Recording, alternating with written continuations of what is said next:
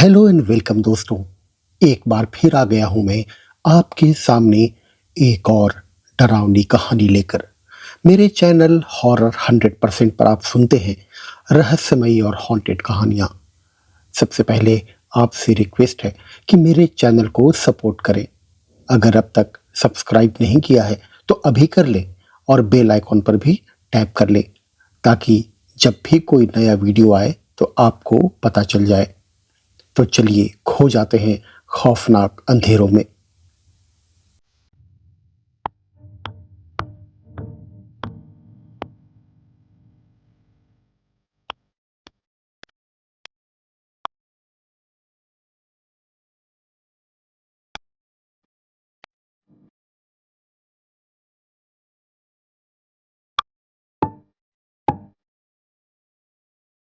तो ये एक वाकया है जो रेडियो के ज़माने में हमसे किसी ने शेयर किया था। और वाकया ये है कि एक फैमिली, जैसे नॉर्मल फैमिलीज होती हैं, मियाँ बीवी और उनकी एक छोटी सी बेटी जिसकी उम्र उस वक्त होगी 5 साल 6 साल, अपने किसी रिश्तेदार की शादी में उनको दावत दी गई और वो लोग तैयार होके पहुंच गए उस शादी हॉल में। वहां पे बहुत सारे लोग मौजूद थे, रिश्तेदार भी मौजूद थे। और जैसा होता है जब आप किसी भी शादी में जाते हैं तो आप अपने रिश्तेदारों से मिलते हैं, हंसी मजाक होता है और जो बच्चे होते हैं वो आपस में घुल मिल जाते हैं और फिर उनकी एक अपनी मौज मस्ती चल रही होती है और बड़ों के अपनी एक तौर तरीके चल रहे होते हैं। तो ऐसे ही उस शादी में उतारा। मां ने थोड़ी देर के बाद ऐसा महसूस किया कि उनकी जो 5 साल की बेटी थी वो गायब है। तो हर माँ बाप की तरह परेशान हो गई, इधर उधर पूछना शुरू किया। तो सबने कहा कि हाँ, अभी तो हमने देखा था उसको बच्चों के साथ ही भाग रही थी। फिर हुआ ये कि वो ढूंढते ढूंढते वो बच्चे जो भाग रहे थे उस हॉल के अंदर, उनसे पूछा कि इस तरह की छोटी बच्ची, उसका नाम भी लिया कि उसको देखा है। तो उन सबने कहा कि हाँ, हमारे साथ ही खेल रही थी, अभी तो खेल रही थी। और ये पूछते पूछते अब वो पूरा हॉल उन्होंने छान लिया, वो बच्ची ना मिली। वो परेशान, माँ बाप परेशान, रिश्तेदारों में ये बात फैल गई। शादी में जरा डिस्टर्बेंस ही हो गई कि बच्ची कहाँ गई, कहीं ऐसा तो नहीं कि हॉल से बाहर निकल गई हो या कोई उठा के ले गया हो। उस जमाने में बच्चों की किडनैपिंग उस वक्त भी बड़ी कॉमन थी। अब होता यह है कि एक कोई रिश्तेदार हॉल के एक ऐसे हिस्से में जाके चेक करते हैं कि जहां पे अमूमन बच्चे नहीं जा सकते, और ये वो वाला हिस्सा होता है जिसे हम किचन एरिया कहते हैं। और उस किचन एरिया में भी कई सारे लोग मौजूद होते हैं जो उस वक्त खाना बना रहे होते हैं और वहाँ चहल पहल बहुत हो रही होती है। वेटर्स आ रहे होते हैं, सामान रख रहे होते हैं, क्रॉकरी रख रहे होते हैं, फिर खाना रख रहे होते हैं, तो बड़ी चहलकदमी हो रही होती है। तो जब वो रिश्तेदार उस जगह गए बच्ची को ढूंढने, तो बच्ची उस किचन के भी एक पीछे एक हिस्सा था जहां पे कोई मौजूद नहीं था। वहां वो बैठी भी थी और बड़े सुकून से बैठी भी। ये रिश्तेदार उसके पास गए, उससे बातचीत की और उसको उठा के वापस लेके आ गए। और फिर वही हुआ, माँ बाप ने देखा, बच्ची से पूछा कि सब सही है, तो माँ क्या करी थी। बच्ची ने कोई जवाब ऐसा वैसा दे दिया होगा कि मैं खेल रही थी, हाइड एंड सीक खेल रही थी या कुछ भी। और उसके बाद वो बच्ची दोबारा बच्चों के साथ खेलना शुरू हो गई। अब खाने का टाइम हुआ और आपको मालूम है कि जब हॉल में खाने की डिशेस खुलती हैं तो एक मारा मारी शुरू होती है। वो माँ बाप जो थे वो थोड़े से कंसर्न हो गए थे क्योंकि एक छोटा सा वाकया हो गया था, मिसहैप हो गया था। तो माँ जो है वो थोड़ी सी घबरा गई थी। तो माँ ने अपनी मियाँ साहब को बोला कि आप जाइए, खाना लेके आइए, मैं इधर बैठी हूँ, मैं अपनी बेटी को देख रही हूँ। और बच्चे जो थे वो इधर से उधर भागे जा रहे थे, जैसे होता ही है हमेशा। खाना आ जाता है, खाना खाना शुरू कर देते हैं। इस दौरान माँ जो है वो अपनी बेटी को बार बार आवाज देती है कि आ जाओ खाना खा लो। वो 5 साल की बच्ची, उसको क्या मालूम, वो खेले जा रही। थोड़ी देर में माँ बाप ने ये नोटिस किया कि बाकी सारे जो बच्चे खेल रहे थे, उछल कूद कर रहे थे, भाग दौड़ कर रहे थे, वो सब तो अपने अपने माँ बाप की टेबलों पे जाके बैठे हुए हैं, लेकिन इनकी बेटी जो है वो अकेली भागे जा रही है। अब ये थोड़ा सा वो हुआ, क्या पता नहीं क्या हो गया, बस अब चलो आ जाओ। तो इन्होंने जैसी बच्ची भागती हुई करीब में नजर आई तो इन्होंने हाथ से उसको पकड़ लिया और रोक लिया कि भाई आप बैठ जाओ, खाना खा लो। और वो बच्ची बेचारी, उसका सांस फूला हुआ, हंसती हुई, हाइपर हुई जैसे बच्चे होते हैं, बैठ गई टेबल पे और अपना उसने खाना वाना शुरू किया। अब होता ही है कि खाना खत्म होते ही फिर आपको मालूम है कि वो कोल्ड ड्रिंक के पीछे बच्चे दीवाने होते हैं। एक बच्चे ने भागना शुरू किया, उसको देखा देखी सारे बच्चे भाग रहे थे और फिर वो बच्ची भी भागना शुरू हो गई और फिर वही खेल दोबारा से शुरू हो गया, छुपने का, उछल कूद करने का। खैर थोड़ी देर में टाइम हो गया जाने का। माँ बाप ने बच्ची को बुलाया, बच्ची आई, उसने बच्चों को, जो बाकी सारे बच्चे थे उनको सलाम, खुदा हाफिज, अल्लाह हाफिज ऐसे होता है करके वो लोग अपने घर चले गए। कहानी की शुरुआत होती है अब होता यह है कि उसी रात जब माँ बाप अपने कपड़े वपड़े चेंज करके, मेकअप उतार के, फ्रेश होके अपने कमरे में जाते हैं तो वो बच्ची को देखते हैं कि बच्ची जो है वो कमरे की खिड़की की तरफ खड़ी हुई है और ऐसे खड़ी हुई है जैसे वो किसी को देख रही है। ये जो थी फैमिली, ये उस वक्त 3rd फ्लोर पे किसी अपार्टमेंट में रहा करते थे। इन्होंने पहले तो रफा दफा कर दिया और ये जाके अपने बिस्तर पे लेट गए। बच्ची को बुलाया, बच्ची भी आके लेट गई और ये लोग सो गए। रात के किसी पहर बाप को ऐसा लगा कि कोई कमरे में बातें कर रहा है। कमरे में अंधेरा था। इन्होंने जो है साइड में रखे हुए लैम्प को जलाया तो थोड़ी सी रोशनी हुई। सबसे पहले इनकी नजर अपने बराबर में जो बेटी लेटी हुई थी उस पे गई तो वहां बेटी नहीं थी। कमरे में फौरन उठे, इधर उधर नजर दौड़ाई तो कमरे में भी बच्ची नहीं, लेकिन कमरे का दरवाजा खुला हुआ। इन्होंने फौरन अपनी वाइफ को उठाया। वाइफ उठी, वो भी परेशान कि बच्ची कहाँ है। फौरन आवाजें देती देती कमरे से जो बाहर गई तो देखा कि बच्ची जो है वो टेबल के नीचे बैठी हुई है और ऐसे बैठी हुई है जैसे शायद किसी के साथ खेल रही है। अब ये जब गई तो इन्होंने उसको अपनी आंखें मलते हुए, लाउंज में भी अंधेरा हो रहा था। होता है ना, जब आप उठ के आते हैं तो आप ज्यादा मूव नहीं कर रहे होते, ज्यादा देख नहीं रहे होते, बस आप बोल रहे होते हैं। तो इनकी वालदा भी इसी तरीके से बोलती रही कि बेटा आ जाओ, रात का पता नहीं 3-4 बज रहे हैं, आ जाओ।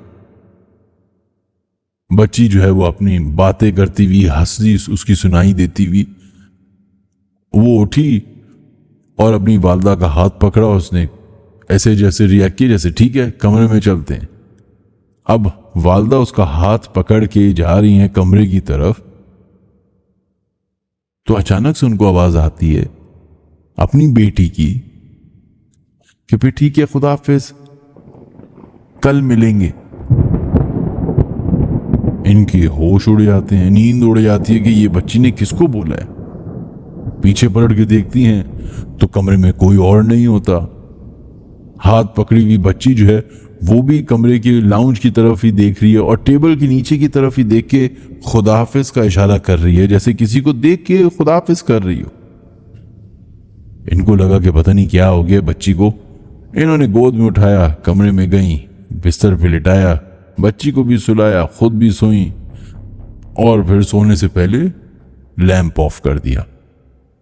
रात इसी तरह गुजर गई। सुबह उठे, तैयार हुए सब, बच्ची को स्कूल छोड़ा। अब ये वालदा जो थी घर में अकेली थी। कहती हैं कि मुझे उस दिन उस घर में, जिस घर में मैं कोई 10 साल से रह रही थी, जहां कभी ऐसा कुछ नहीं हुआ, वाहिद वो दिन था जब मुझे ऐसा लगा कि शायद हमारे घर में कोई और बच्चा भी मौजूद है जिसके हंसने की बार बार आवाज आ रही।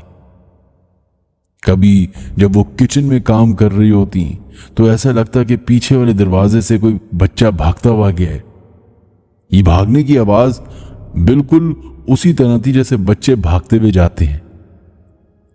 फिर इन्होंने जाके चेक किया तो कोई भी नहीं। किचन में वापस गई काम करने के लिए तो लाउंज के उस टेबल के नीचे से ऐसा लगा कि जैसे कोई गिगल कर रहा हो। इनको लगा कि हो सकता है कि अपार्टमेंट में रहते हैं और किसी अपार्टमेंट से आवाजें आ रही होंगी। वो दोपहर तो इसी तरह गुजर गई। बच्ची स्कूल से वापस आ गई। वालदा साहिबा ने खाना बनाना शुरू कर दिया और वो बच्ची अचानक से दोबारा से उसी टेबल के नीचे जाके बैठ गई, जैसे रात के टाइम पे बैठी हुई खेल रही थी, और उसी तरीके से उसने खेलना शुरू कर दिया। माँ जो किचन में खाना बना रही थी उसको अचानक से आवाजें आना शुरू हुई, जैसे बच्ची, उनकी बेटी किसी से बातें कर रही है।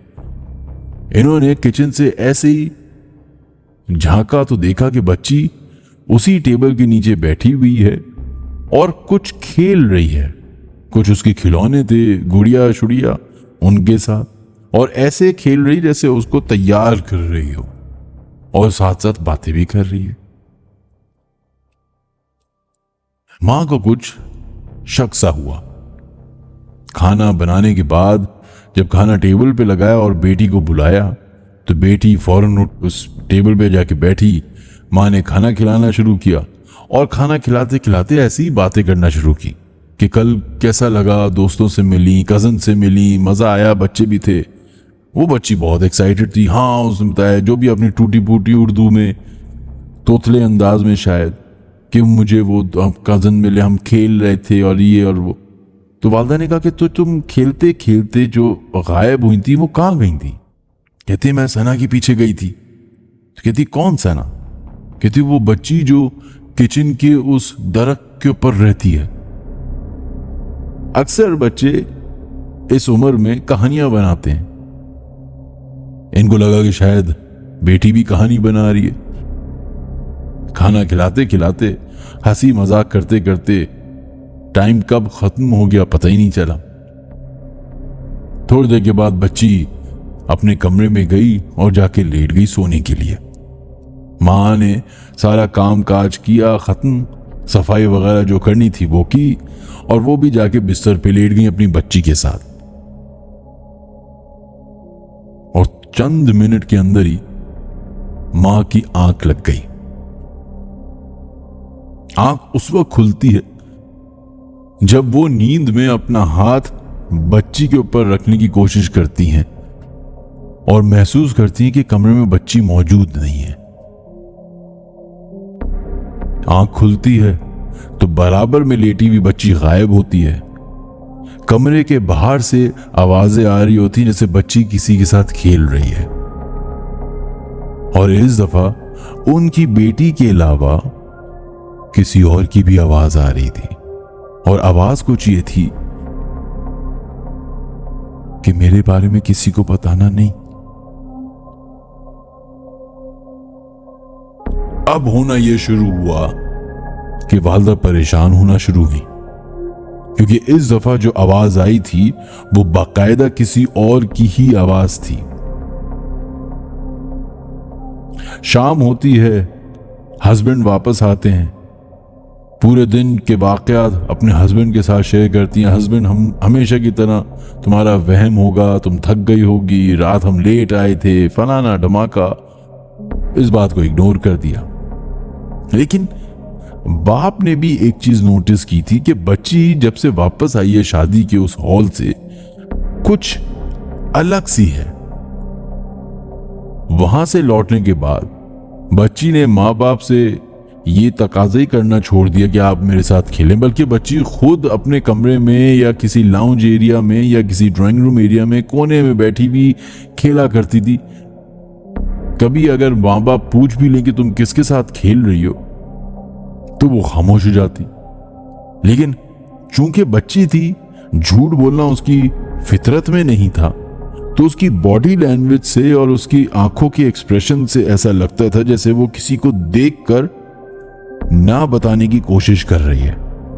और हमेशा ऐसा ही लगता था कि जब माँ बाप उससे पूछते कि तुम किसके साथ खेल रही हो, तो वो अपने राइट पे या लेफ्ट पे अपनी आंखों से देखती और कहती कि किसी के साथ भी नहीं, लेकिन पता चल जाता कि शायद कोई मौजूद है। फिर एक दिन लड़के की वालदा, जो कि उस बच्ची की दादी हुई, वो घर आती हैं। 2-4 दिन रहने के बाद वो अपनी बहू से एक दिन बात करती हैं कि तुम्हें पता है कि तुम्हारी बच्ची रात को जो तुम्हारे अपार्टमेंट का टेरेस है उसकी जो दीवार है वो उस पे बैठी हुई थी। मां ने जब ये सुना तो उसको और डर लगने लगा। वो कहती है ऐसा कैसे हो सकता है, बच्ची तो हमारे साथ सो रही थी। कहती नहीं। दादी कहती है कि जब मैं रात को प्यास लगी मुझे और मैं किचन तक गई हूं पानी पीने के लिए, तो मेरी नजर उस लाउंज के दरवाजे पे गई जिसके बाद वो टेरेस था। तो मुझे अजीब सा लगा कि हालात इतने बुरे हैं, ये टेरेस भी खुला हुआ है। अभी कहती है कि मैं पानी पी रही थी कि मुझे टेरेस से हंसने की आवाज आई, और हंसने की भी आवाज इस तरह आई जैसे किसी ने कोई चुटकुला छोड़ा हो और 2 लोग हंस रहे हो। कहती है मैं उस पानी पीने को वहीं छोड़कर उस टेरेस की तरफ बढ़ती जा रही तो मुझे बाकायदा आवाज आ रही अपनी पोती की, और पोती के साथ कोई और भी मौजूद जिससे वो पोती बातें कर रही। कहती मैं जैसे जैसे बढ़ती जा रही वो आवाज हल्की होती जा रही, और जैसे ही मैं टेरेस पे पहुंची हूं तो मेरी नजर पड़ती है पोती पे, और पोती जो है टेरेस की जो दीवार थी उसके ऊपर बैठी हुई। इन्होंने जाके पीछे से उसको फौरन पकड़ा। उनको ये खौफ कि कहीं ये बच्ची गिर ना जाए। पकड़ के फौरन नीचे उतारा और बच्ची को अपने कमरे में ले गई, बजाय माँ बाप के कमरे में जाके एक सीन क्रिएट होता। माँ बाप उठते, उनकी नींद खराब होती। जब ये बात सुबह उस लड़की की वालिदा ने सुनी तो उन्होंने दादी के साथ या अपनी सास के साथ वो सारी बातें शेयर की जो पिछले कई हफ्तों से हो रही थी, और ये भी बताया कि इनके वालिद साहब यानी कि उस लड़की के हस्बैंड और उस बच्ची के अब्बा इस बात पे यकीन ही नहीं करे कि ऐसा कुछ होता है।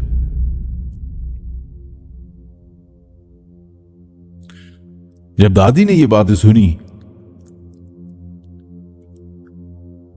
तो एक शाम उस बच्ची को उन्होंने अपने पास बुलाया। हंसी मजाक करते हुए बातों ही बातों में उन्होंने पूछा कि मैं तुम्हारी दोस्त के बारे में जानती हूं।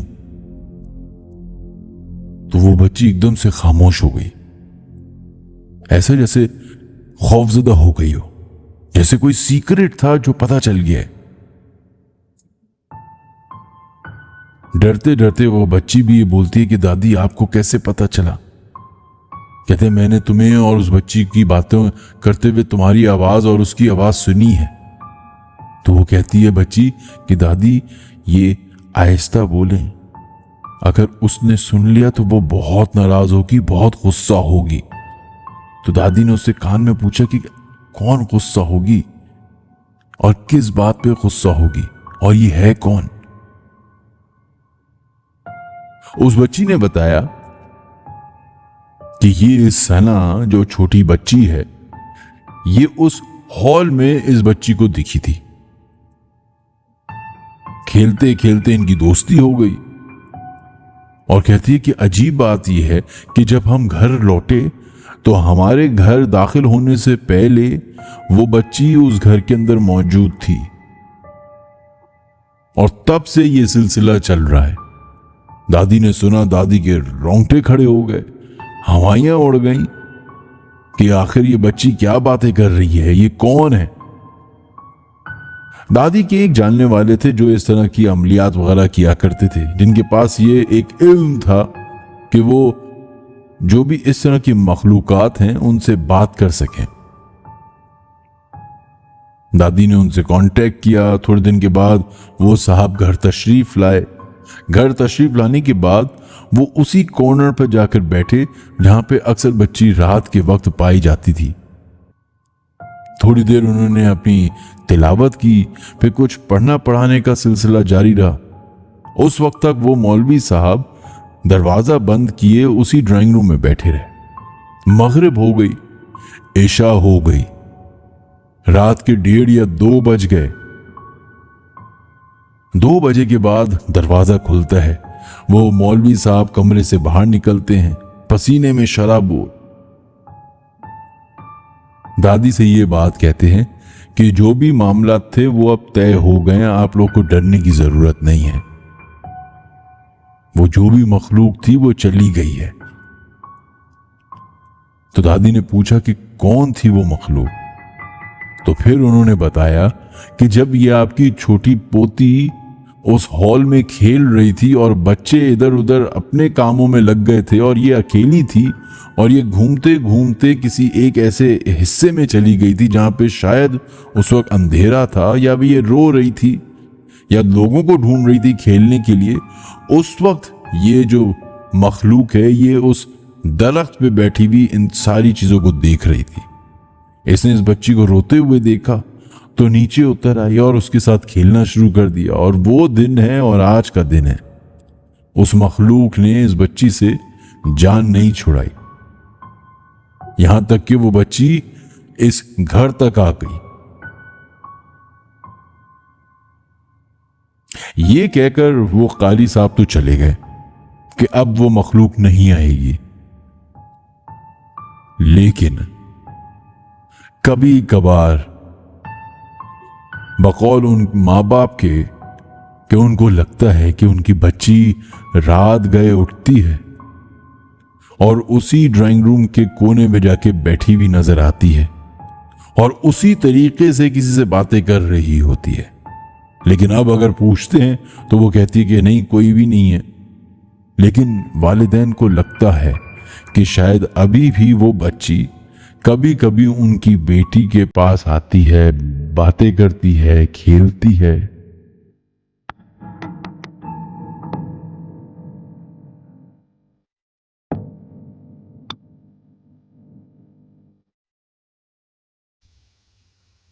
अगर आपको इस चैनल पर हॉरर स्टोरीज पसंद आ रही हो तो वीडियो को शेयर ज़रूर करें।